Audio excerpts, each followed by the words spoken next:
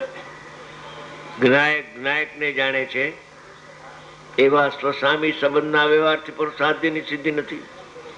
તો પરને જાણે એમાં સાધ્યની સિદ્ધિ ક્યાંથી થાય? રોકાઈ ગયો કર્તા બુદ્ધિમાં અને જ્ઞાતા બુદ્ધિમાં રોકાઈ ગયો. વ્યવહારનો પક્ષ પ્રબળ છે.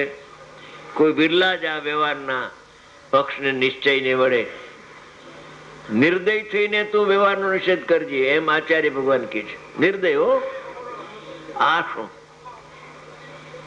આવું નિર્દય શબ્દ દ્રવ્યશ્રુતમાં હશે? છે. દયા રાખીશ માં. નિશ્ચય નહીં વડે વ્યવહારનો નિષેધ કરજે ફરમાન છે. જેમ અકબર રાજા છે ને, એના ફરમાન નીકળતા હતા, એમ આ સર્વજ્ઞ ભગવાનનું ફરમાન છે કે નિશ્ચય નહીં વડે વ્યવહારનો નિષેધ કરી નાખ. તો નિશ્ચયનો પક્ષ આવશે, હજી પછી પક્ષ છૂટશે ત્યારે અનુભવ થશે. પક્ષમાં આવ્યો તેથી શું? નિશ્ચયના પક્ષમાં આવ્યો કે પરનો હું જાણતો નથી ને પરને કરતોય નથી, હું તો અકારક છું અને મારું જ્ઞાન તો જ્ઞાયક નહીં જાણે છે, એટલા પક્ષમાં આવ્યો તેથી શું?